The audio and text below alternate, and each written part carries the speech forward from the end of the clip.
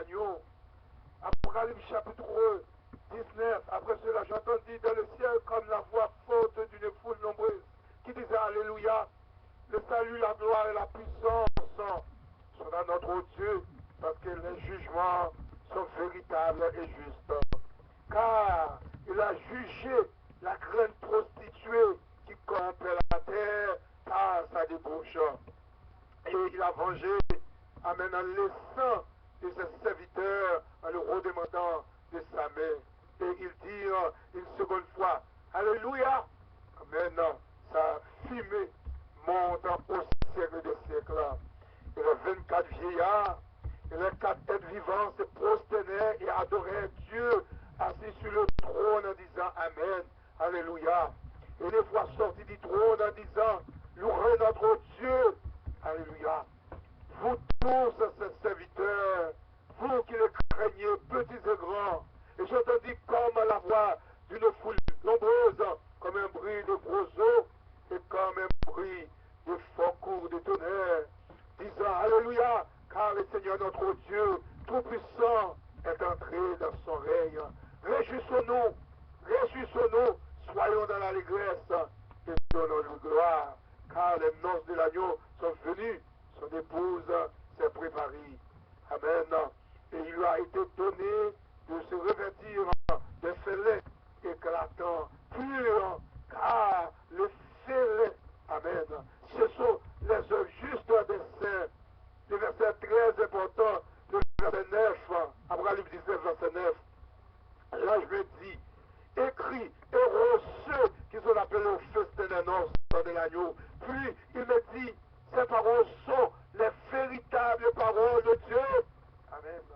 Les véritables paroles de Dieu. Jésus reviendra, tous les hommes le verront. Ce sera l'avènement glorieux du roi, un jour de joie pour les croyants. Ce sera l'heure du jugement, le jour, alléluia, gloire à Dieu.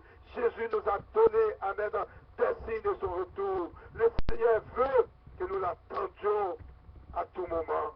Apocalypse 19, verset 9, l'ange me dit, écrit, heureux ceux qui sont, amen, heureux ceux qui sont appelés au festin des noces de l'agneau. Puis il me dit, ces paroles sont les véritables paroles de Dieu. Heureux, mes bien-aimés, heureux, amen, gloire à Dieu, jeunes gens, jeunes filles, riches, pauvres, heureux, amen, ceux qui sont appelés au festin de l'agneau. Amen. C'est très très important. Heureux, heureux, heureux. Jésus reviendra à l'heure où nous ne pensons pas. Je dis encore, je reprends encore. Ce sera un jour de joie pour les croyants. L'apôtre emploie le mot avènement, parousia, pour l'enlèvement de l'Église. 1 Thessaloniciens 4, verset 15. 2 Thessaloniciens 2, verset 1. Et pour la venue du Seigneur avec tous les saints attendus par les croyants. 1 Thessaloniciens 3, 13. Le verset clé, nous le trouvons dans 1 Thessaloniciens 5, verset 23. L'apôtre Jean nous exhorte à la vigilance, amen, pour que nous n'ayons pas à nous cacher devant lui lors de sa parousie. 1 Jean, chapitre 2, le verset 28, alléluia. Nous devons nous préparer, laissez-moi lire pour vous, 1 Jean 2, le verset 28, pour votre bénéfice spirituel, là où il est dit, maintenant, petits enfants, demeurez en lui afin que lorsqu'il paraîtra, nous ayons de l'assurance et qu'à son avènement, nous n'ayons pas la haute tête éloignée de lui. Si vous savez qu'il est juste, vous connaissez que quiconque pratique la justice est né de lui. Voilà ce que cela veut dire, demeurer en lui. Nous devons pratiquer la justice, mes bien-aimés dans le Seigneur. Ça veut dire, il y a un prix à payer, selon Matthieu 16, 24 à 28. prix de la consécration des disciples. Que sert-il à un homme de gagner le monde entier s'il perdait son âme? Luc 12, verset 35 à 40, parabole et avertissement sur la seconde venue de notre Seigneur Jésus-Christ. Nous devons nous préparer, mes bien-aimés. Oui, il y a un prix à payer. Dans Luc, au chapitre 12, verset 35, parabole et avertissement sur la seconde venue de Christ. Que vos reins soient saints et vos lampes allumées. Amen. Et vous soyez semblables, amen, gloire à Dieu. Et vous soyez semblables à des hommes qui attendent que leur maître revienne des champs afin de lui ouvrir de ce qu'il arrivera et frappera. Heureux ce serviteur que le maître à son arrivée trouvera feignant. Je vous le dis, en vérité, il se cédera, le fera mettre à table, il s'approchera pour le servir. Qu'il arrive à la deuxième ou à la troisième veille, heureux, amen, qu'il arrive à la deuxième ou à la troisième veille, heureux ce serviteur, s'il trouve veillant. Sachez-le bien, si le maître de la maison savait à quelle heure le voleur doit venir, il veillerait, il ne laisserait pas percer sa maison. Vous aussi, tenez-vous prêts, car le Fils de l'homme viendra à l'heure où vous n'y penserez pas. Amen. À l'heure où vous ne vous penserez pas. Ce jour-là, les croyants morts en Jésus-Christ ressusciteront. Hébreux 15, verset 23, verset 52. Et Thessaloniciens 4, verset 16. Les vivants seront enlevés avec le Seigneur. Et Thessaloniciens 4, 17. Ensemble, ils participeront aux noces de l'agneau, selon Apocalypse 19, le verset 6 et 9. Et au règne avec, oh gloire à Dieu, et règne, amen, avec Christ. Matthieu 27, 31, 34, Luc 22, verset 28 à 32, Timothée 2, verset 11, Apocalypse 3, le verset 21. Ce sera aussi l'heure du jugement pour ceux qui ne connaissent pas encore Jésus-Christ. Ce sera aussi, amen, un jour de jugement. Ce sera la grande séparation des esprits. Amen. Ce sera la grande séparation des esprits.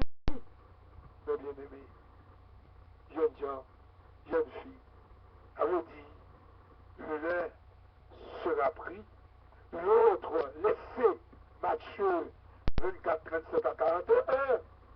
L'homme de péché sera anéanti, c'est-à-dire l'antichrist, par le rayonnement de la parousie du Seigneur, de Thessaloniciens 2, verset 8. Les apôtres employaient indistinctement les mots venus, apparition, révélation, avènement, pour parler de l'enlèvement de l'Église et la manifestation glorieuse de Jésus-Christ, alléluia, devant le monde. Oui, devant le monde. Il parlait du même événement en l'appelant jour du Seigneur. De Corinthiens chapitre 1, verset 8, et Thessaloniciens chapitre 5, verset 2, de Thessaloniciens 2, verset 2. Jour de Christ. Le jour de Christ. Philippiens chapitre 1, verset 6 et 10. Ou jour du Fils de l'homme. Luc 17, verset 24. Ou simplement ce jour-là. Matthieu 7, verset 22. C'est aussi le jour de la colère, Romains 2, verset 5. Et du jugement, de Pierre 2, verset 9. Alléluia. Mais bien aimé, la Bible dit, tous, amen, toute distinction entre ces différentes expressions, amen, est arbitraire et ne tient pas devant la comparaison des textes, car pour l'Église primitive, Jésus, le Seigneur de gloire. Amen. Dans cette conviction, elle a repris les prophéties de l'Ancien Testament concernant le jour du Seigneur ou jour de l'Éternel et les appliquer au retour de Christ. C'est très important. Je vais lire Ésaïe 26, verset 27 et 1 Thessaloniciens chapitre 4.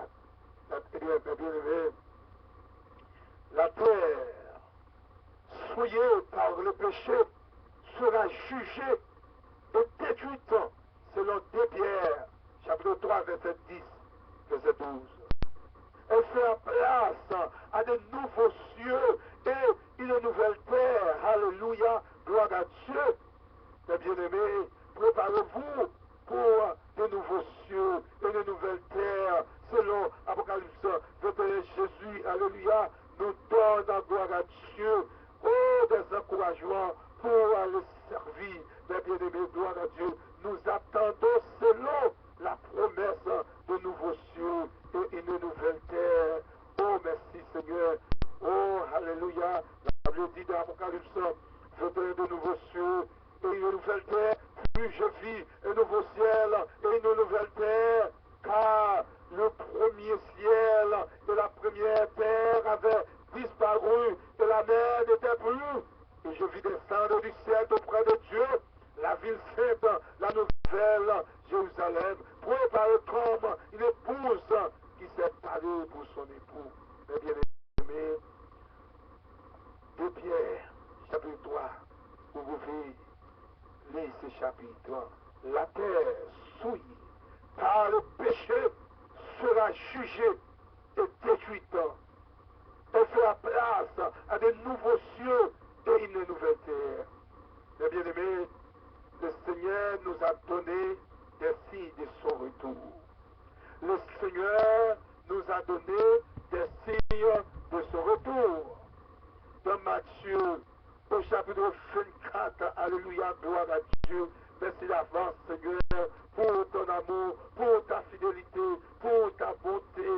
Alléluia, pour ta miséricorde. Dans Matthieu, au chapitre 24, discours sur le mont des Oliviers, destruction de Jérusalem et avènement du Fils de l'homme. Alléluia. Comme Jésus s'en allait, mes bien-aimés, au sortir du temple, ses disciples s'approchèrent pour lui en faire remarquer la construction. Mais il leur dit, voyez-vous tout cela? Amen. Voyez-vous tout cela? Je vous le dis en vérité. Alléluia. Il ne restera pas ici pierre sur pierre qui ne soit renversé. Il s'assit sur la montagne des Oliviers. Et les disciples en vinrent en particulier lui poser cette question. Dis-nous, quand cela arrivera-t-il? Et quel sera le signe de ton avènement et de la fin du monde? Verset 4, très important. Jésus leur répondit, prenez garde que personne ne vous séduise, car plusieurs viendront sous mon nom, disant, c'est moi qui suis le Christ, et ils séduiront beaucoup de gens. Vous entendrez parler de guerre et de bruit de guerre. Gardez-vous d'être troublés, car il faut que ces choses arrivent, mais ce ne sera pas encore la fin. Une nation s'élèvera contre une nation, et un royaume contre un royaume. Il y aura en divers lieux des famines et des tremblements de terre. Bref, le verset 36 est très important, là où il est dit exhortation à la vigilance pour ce qui est du jour et de l'heure. Personne n'est laissé, ni les anges des cieux, ni le Fils, amen, mais le Père seul. Encore, dans Luc chapitre 12, très important, amen, verset 35 à 40, parabole et avertissement sur la seconde venue de notre Seigneur Jésus-Christ. Là où il est dit, c'est très important, mes bien-aimés. Amen, dans Luc 12, verset 35, là où il est dit que vos reins soient cessés et vos lampes allumées. Et le verset est très important, le verset 38, qu'il arrive à la deuxième ou à la troisième veille. Heureux ce serviteur s'il la trouve veillant. Sachez-le bien, si les maîtres de la maison savaient à quelle heure le voleur doit venir, il veillerait et ne laisserait pas percer sa maison. Vous aussi, tenez-vous prêts, car le Fils de l'homme viendra à l'heure où vous n'y penserez pas. Nous n'attendons pas la date, mais nous attendons, amen, le retour de notre Seigneur Jésus-Christ. Le Seigneur nous a donné des signes de son retour. Quand cela se passera-t-il? Et quel sera le signe de ton avènement? Matthieu 24, 3. Si Jésus, amen, n'a pas voulu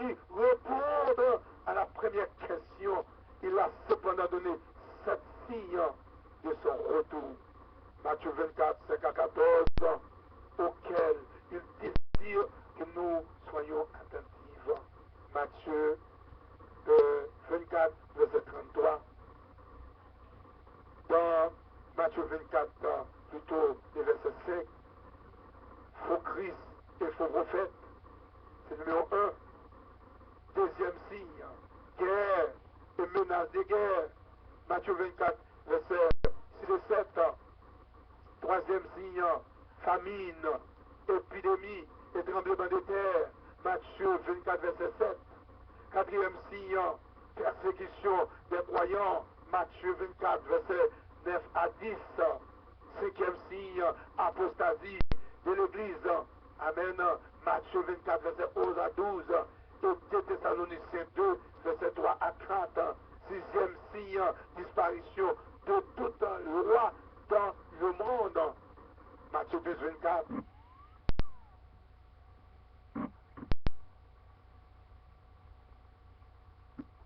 De Thessaloniciens 2, versets 6 et 8. Septième signe, prédication de l'évangile sur la terre entière. Matthieu 24, 14. N'oubliez pas aussi les 54 000 juifs qui vont prêcher l'évangile éternel et les témoins. Amen, dans gloire à Dieu. Bien-aimés, le Seigneur veut que nous l'attendions à tout moment. À tout moment. Le Seigneur veut que nous l'attendions à tout moment. Luc 12, le verset 38, qu'il arrive à la deuxième ou à la troisième veille, heureux ses serviteurs s'il les trouve veillants. Oui, le Seigneur veut que nous l'attendions à tout moment. Il nous demande d'être vigilants comme des serviteurs qui attendent le retour inopiné de leur maître. Je vais continuer cette lecture. Luc 12, verset 36 à 40. Pour la venue éventuelle des voleurs, Matthieu 24, 42 à 44. Attention, je viens soudain ou je viens bientôt.